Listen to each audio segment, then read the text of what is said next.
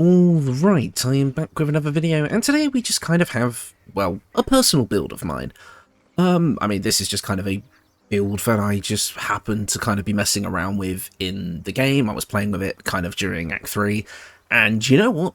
It's a ton of fun, and I thought I'll just share this for, a Friday video, because I'm kind of leaving some of, the build requests and some bigger stuff until after the live stream that we're going to have this weekend, which I will talk more about at the end of the video. But I thought, you know what, as kind of an interim in the meantime, kind of, keep things going, like, kind of after coming down from the Origin build series in the Christmas holidays, and I'm back to full-time work now, so I thought, let's just do something a bit simple, and it's something personal, so I can just kind of talk about my own experience with it. So, yeah, this is just one of my personal builds, and you know what, this channel started with one of my personal builds, so I figured it would make sense. Anyways, I'll stop rambling on now, let's get into it. We're starting off as a fighter. We're going to need a couple of things from this. Number one is a fighting style, that being 2-weapon fighting. This is going to allow us to make an attack with our offhand weapon, allowing us to add our ability modifier to the damage of the attack. Essentially what that means is this is a dual wielding build. I personally love dual wielding builds, and Baldur's Gate 3 compared to 5th edition has made them extremely powerful, and as such they're some of my favourites to play. So we need 2-weapon fighting for this build, so we're going to pick it up here. We also want this for the simple weapon and martial weapon proficiency, because this will allow us to do this with any race. Technically you wouldn't need to take this level dip if you were playing something like an elf. Maybe you could grab it from ranger or something instead if you wanted to maybe do 2 levels of ranger with this build. That's totally possible. However, I wanted to keep it as simple as I could, and I was just kind of playing casually anyway, so we're just going with our starting level being fighter, and this is going to give us things like constitution saving for proficiency, which we love. As for my ability scores, they're a little bit strange, but I'll go over them. Dexterity at 16, we're going to need this for our offhand weapon attacks and our AC with our armour, so it's definitely welcome. Constitution at 14, because I find this to be a perfectly happy number. Intelligence and strength are both at 8, because we don't need them. Wisdom is at 10, just because it's a bit of leftover points. And charisma is at 17, and we're going to be using Ethels Boon to bump this up to a total of 18, which works out quite nicely for us, since we're going to be mainly charisma focused. As for my skill proficiencies, we get stealth because I am a half wood elf, yes. Sorry, I made this character a little while ago, I have to remember everything, but it does say it right there. We also get animal handling and survival because this is a folk hero build. It's pretty much my favourite background because you get the inspiration from basically just doing cool, fun hero stuff, so I quite like to grab it. And because our wisdom is actually a semi-decent level, it's not in the negatives, I've gone for perception and intimidation for our proficiencies, but because we have such high charisma, all of our charisma stats are pretty decent. Next up, at level 2, I'm going to be leaving fighter immediately. While it would be nice to get action surge, we are kind of tight for levels in this build, and I really kind of wanted to, get a bunch of different features. So unfortunately, no action surge for this build, but of course, play around with the levels in this one if you would like. Instead, we are going to be going straight into our main multiclass, Warlock.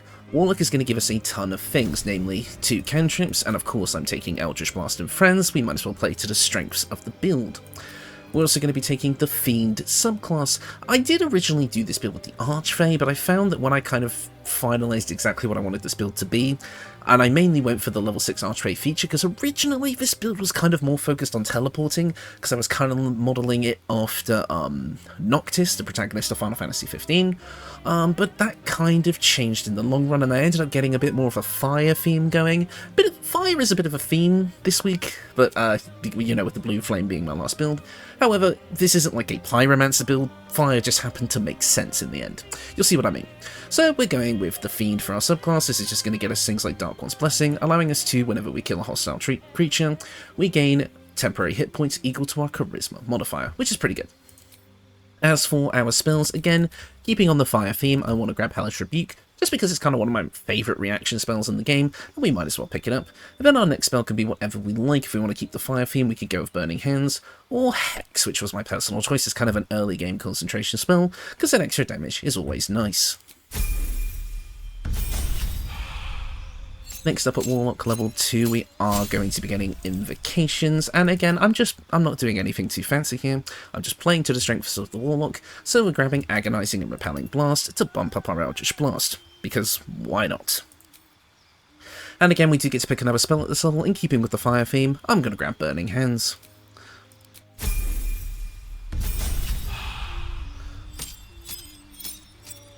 Now at level 3 of Warlock, obviously we get to pick our Pact Boon, and again, not exactly being very creative here, I went with Pact of the Blade. This is going to get us a few things. Again, when this was originally a Noctis build, I was building it around the Pact of the Blade feature here, which allows us to summon various different types of weapons.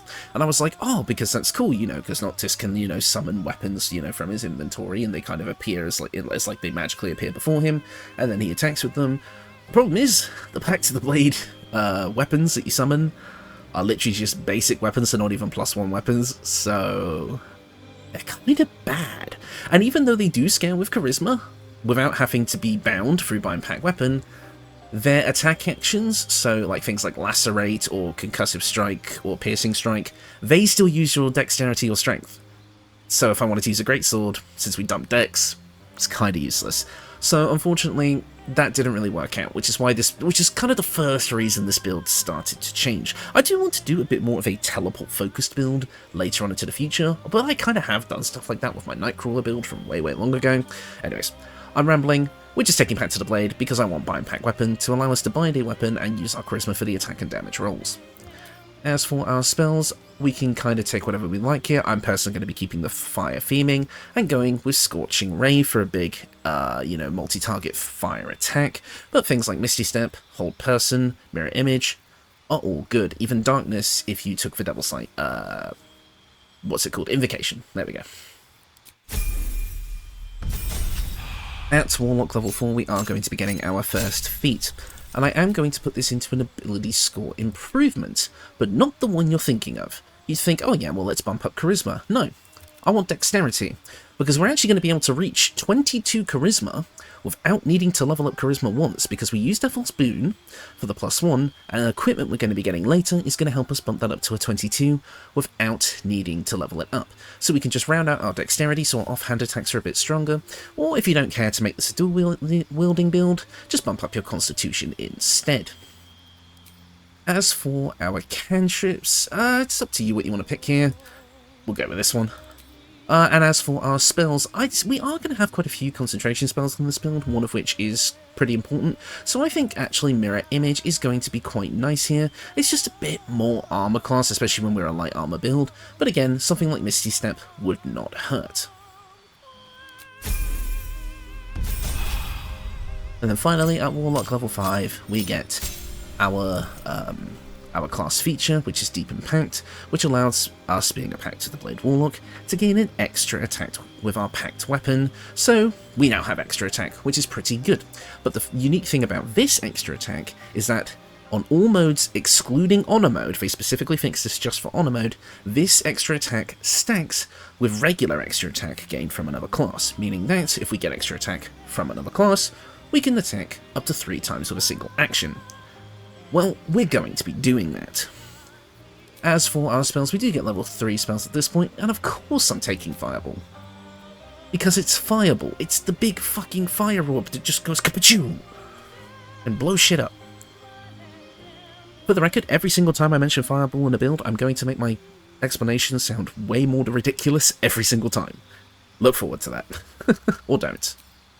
And as for our final invocation, it's whatever. We could go for Beguiling Influence, because we don't actually have proficiency in Deception and Persuasion, so that could be quite nice. Or you can go as Beast Speech if you want to speak with animals, or Devil's Sight if you want to replace a spell with the Darkness spell now. You have plenty of different options. I'm going to go with Beguiling Influence. Now, we're going to be multiclassing one more time here. This is a 3 multiclass build, if you even count the fighter dip, really. But this next class is super important to the playstyle, and I really wanted to get Warlock's extra attack first to kind of get the basic systems going, and now this is where we start kicking things into higher gear. This is one of my favourite, most underrated Warlock multiclass kind of options you can go for.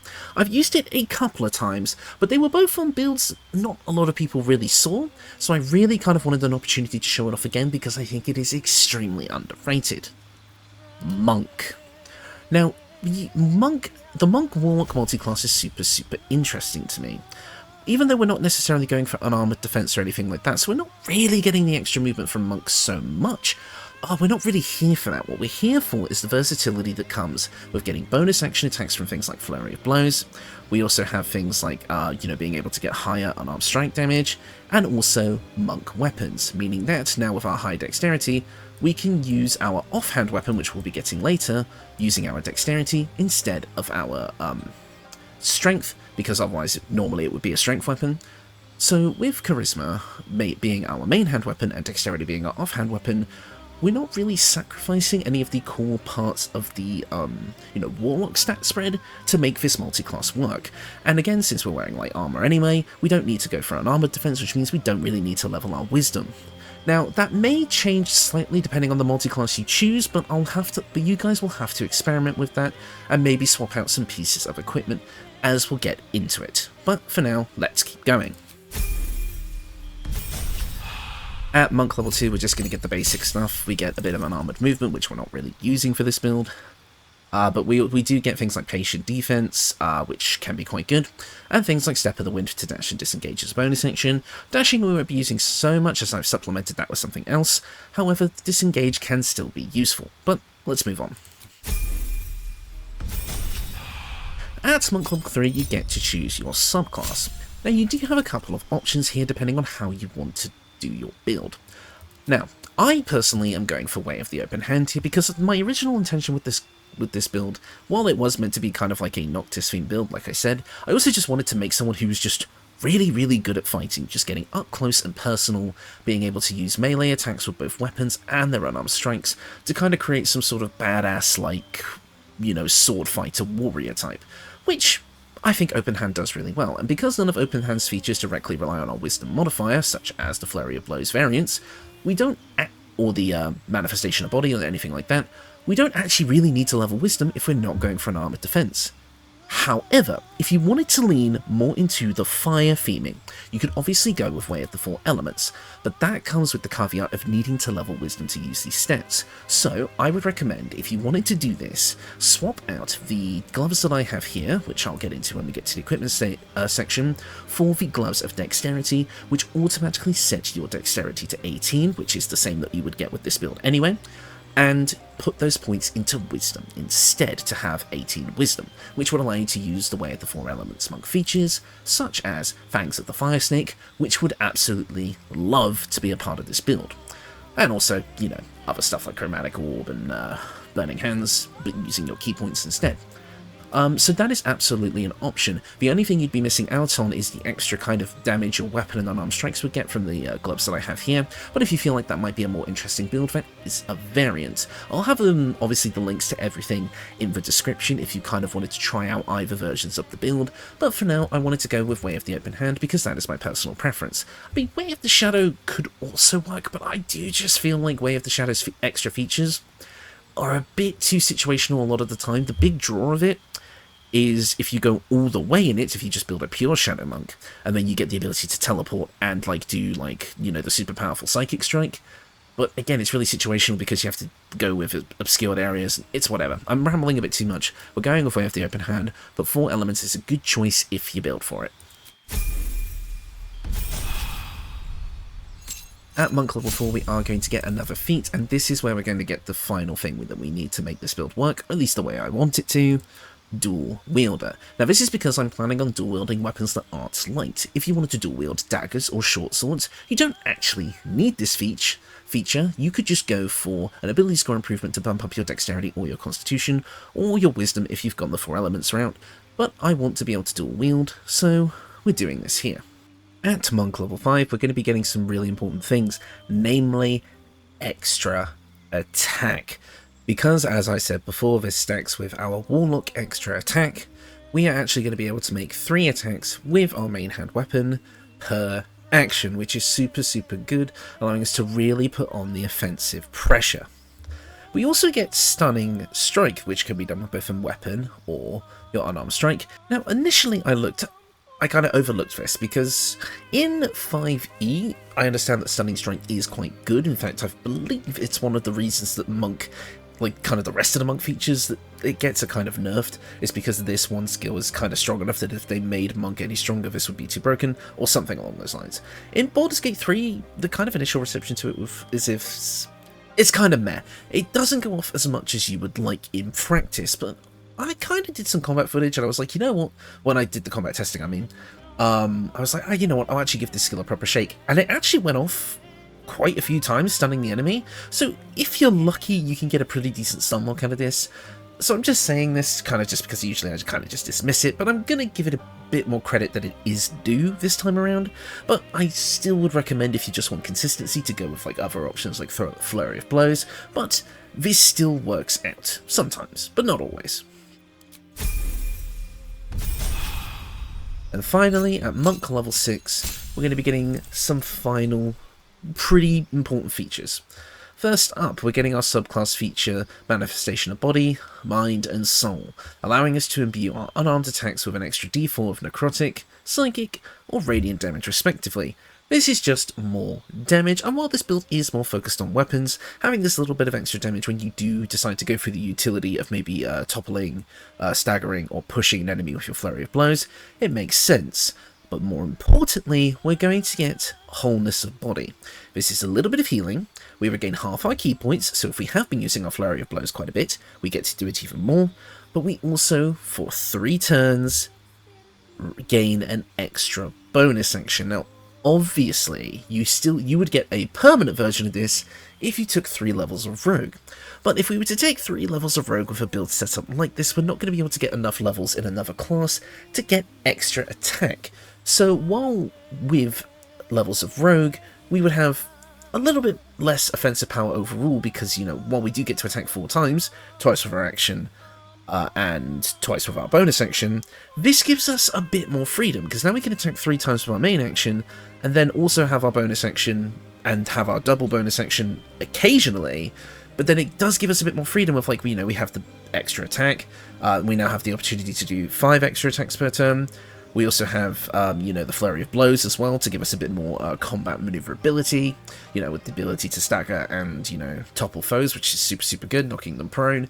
You know, you get just a bit more utility, and I just quite like the theming of it more, of just being able to go slash, slash, kick, punch, slash, and kind of mix in unarmed strikes with our weapons. I think it works out really, really nicely thematically, mechanically, and just overall gameplay-wise, because it's going to feel really satisfying when you get that big 3-turn kind of Nova damage round, where you're doing 5 attacks in a turn, and all of them are doing a ton of damage. In my opinion, I quite like this, but obviously you could just play the standard, going like 11 levels of Fighter if you wanted 3 attacks that way, and then a bonus action that way. Or maybe even Fighter Rogue if you want those 2 permanent 2 bonus actions, maybe for other things. But this is just a different way of doing it, and it's one that I personally quite enjoy.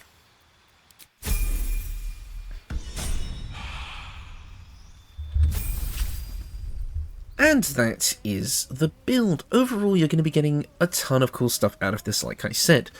When you get into that Nova damage round with Wholeness of Body, you are going to be getting up to 5 attacks per turn.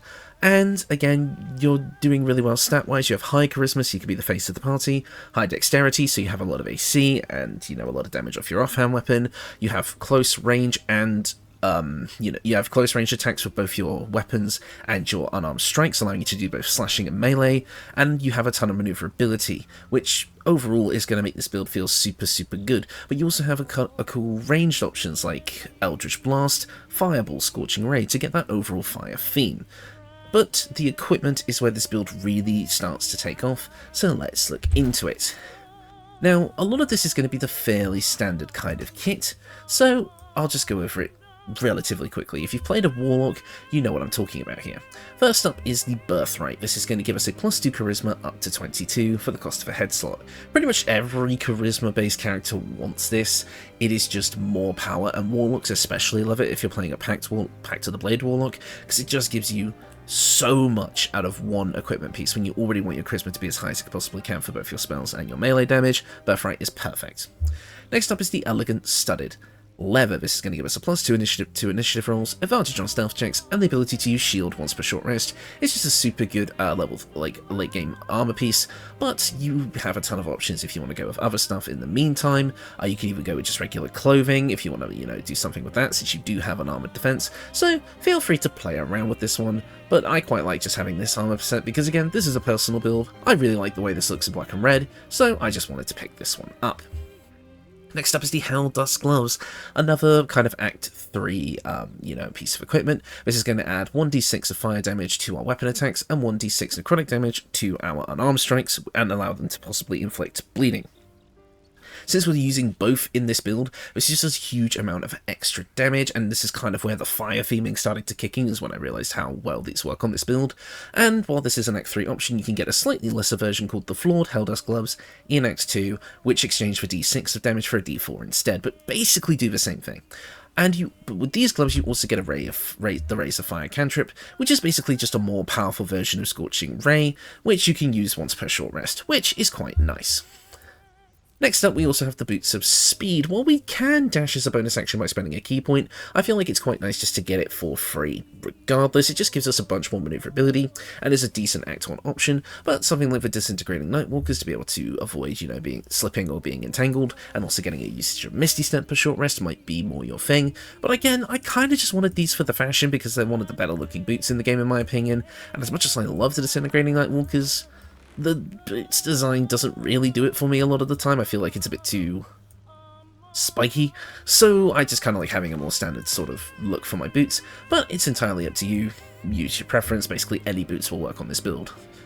Next up is the Spellcrux Amulet. I usually recommend this for Warlocks, basically because it effectively gives you a extra spell slot, which Warlocks absolutely love. However, with this build, we do only go up to level 3 with Warlock spell slots, so the slightly lesser version, which is the, I believe the Pearl of Power or something, which does the same thing, but only up to level 3, would effectively be the same. However, you have to go through a very long questline in Act 1 to get that, whereas this one you just have to kill an enemy in Act 2, so this one's a bit easy to get, but if you want both, feel free to go for both.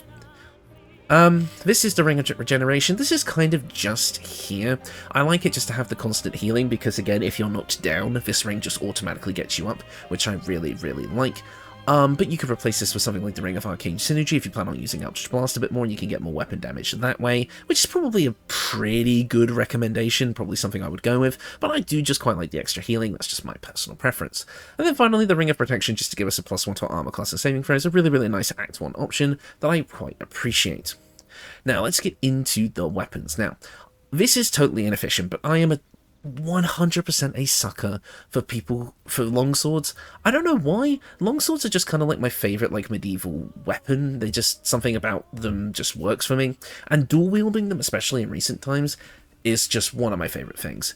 And the primary weapon here, Duke Ravengard's longsword, is super, super important. You'll remember this from my Blue Flame video if you watched that, which a lot of people did for some reason.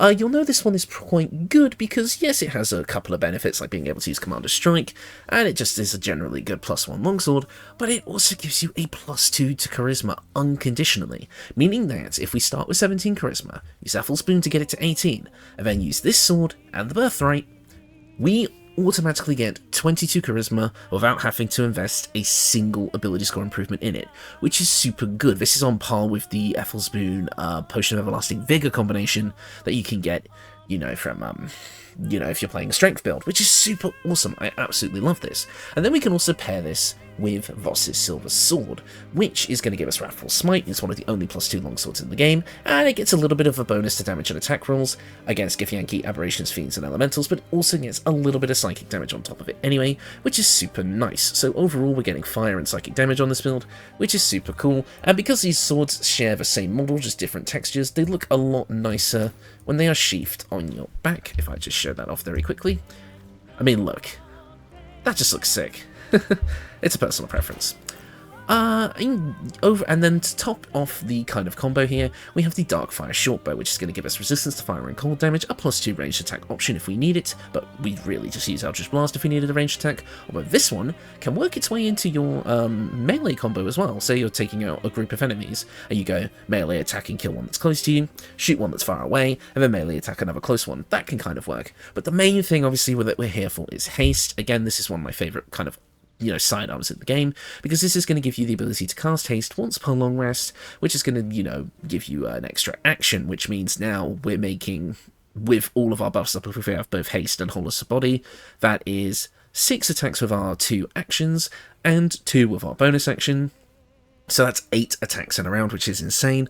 That is going to be super, super strong overall, but we're also going to gain a +2 to our armor class, and we gain more movement speed. So, yes, it is a concentration spell, and yes, we have to stay concentrated on it, but our only other concentration spell is Hex, which by the time you get this, you're probably not using Hex that much anyway. So, overall, definitely worth it. Getting everything that we get on this bow in a single thing is great, and it also gets the fire bonus from our gloves as well, so might as well take it. But I'm not quite done yet. There's another piece of equipment that I think really ties this together, but in order to use it effectively, we have to have a companion. I've brought Shadowheart as an example.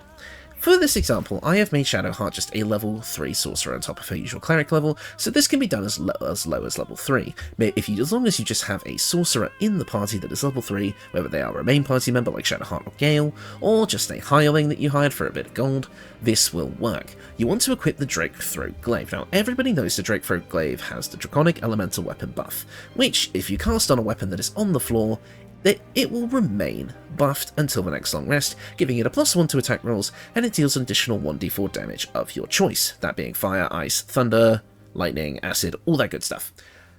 However, there's a trick to it, and people have pointed this out in the comments before, and I have attempted to show this off in the past, but due to the game kind of being bugged at the time, it didn't really work, so I get to show it off in its full glory here. If I go to my inventory here, and I drop both of my weapons on the floor like so, and then I go over to Shadowheart. I say, Shadowheart, I would like you to use Metamagic Twinned Spell and cast Draconic Elemental Weapon. And because this is a fire build, we're going to be going with fire damage. She can target both weapons, which means for the cost of one's use of this spell, oh, she's a Storm Sorcerer by the way, you now have 2 buffed weapons. I'm going to have to do a video one day where I just show all the different hirelings that I like to keep in camp on a given playthrough, and the different effects that they can give, because just having a hireling with this that can twincast this, and also has enough cleric levels to twincast like Warding Bond or something, you get a lot of mileage out of a hireling. But now we can re-equip both of these weapons really quickly. And as you can see, they both retain the fire buff, even though it was cast by someone else, meaning that now Duke Ravengard's Longsword is a +2 weapon with an extra 1d4 of fire damage in addition to everything else it gains from our equipment, and Voss's Silver Sword now has a d4 of fire damage as well, and is a +3 weapon in addition to the psychic and the stuff we get from our equipment. Overall, extremely powerful little setup. Now we're going to be doing tons of fire damage in addition to with either our spells or our melee attacks, and we're going to be an absolute whirlwind, throwing out tons of attacks in a single turn. So with this build, you definitely want to make sure you have a sorcerer that's at least level 3 that can twincast, and then you will get the most out of this build possible. And I think with that, I don't have anything else to say, so yeah, that is the build.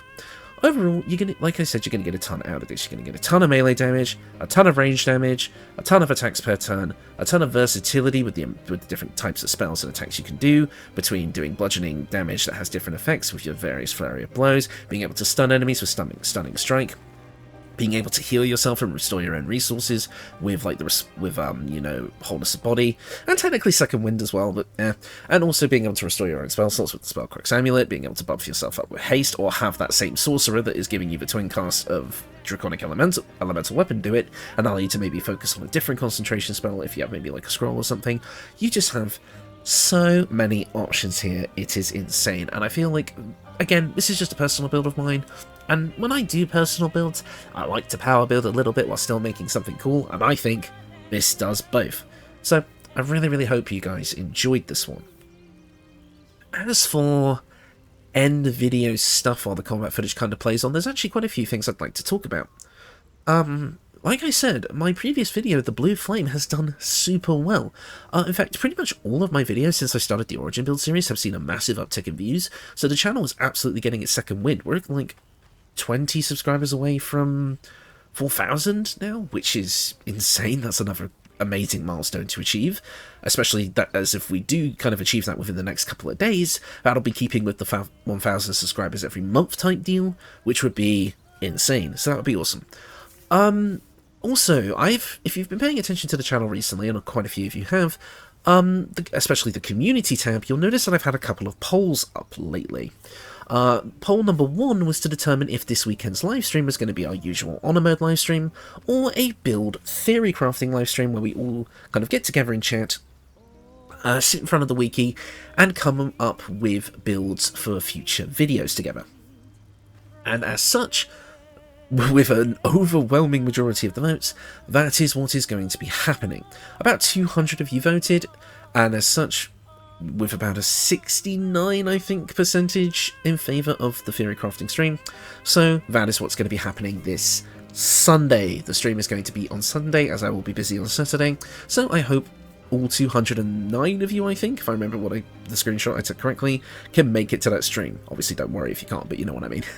Just jokes. But I think it's going to be super, super fun. I bet we're going to be coming up with a ton of interesting stuff. And if you've seen my previous streams of the Armour mode playthrough, we are going to be designing the beard build.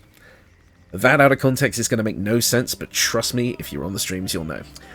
Second off was the other poll, and this means a slight change is going to be coming to the channel. I asked if people would be okay with me using cosmetic mods in future videos. When I say cosmetic mods, I mean no class mods, no weapon or armor mods, nothing. The builds themselves will remain vanilla, but things like the heads and the hair, and maybe even tattoos and such like that, will have some modded elements to them, like some new heads and such, just to kind of keep things looking fresh visually. I know I could like delve more into like other races like orcs and halflings and such, in order to kind of keep builds looking a bit more diverse, but whenever I make builds with those character types, they don't seem to be as popular, so I kind of have to play to the strengths of, you know, YouTube here, and just kind of be like, and appease the YouTube gods. So I'm going to be bringing in some, you know, cosmetic mods to kind of make all the races a bit more interesting to design with, and as such it's going to diversify things a bit, but also just make things look a bit nicer visually for the videos. I will be completely transparent with the fact that the visuals are modded right at the start of the video, and I will include links to the mods that I use in the description of those videos as well. So that's another change that's going to be coming to the channel, and I know not everyone's going to be happy with that change. I might roll it back if I feel like it's not really worth the trouble, but so yeah, for console players it's going to suck a bit, but I do just want to try something new. Again, when I'm making new characters virtually every day, it gets a bit stale, and I just want a bit more to work with. So thank you for your understanding with that, but I promise I'm going to use it to make stuff look cool as shit. I don't think there's anything else to go over. I mean, again, I can thank you all for the overwhelming support that you all have given me. 2024 is off to a really strong start for the channel, and I'm super, super happy about that. So, yeah, I think I'm going to call it here. Thank you all so much for watching, and I will see you all next time.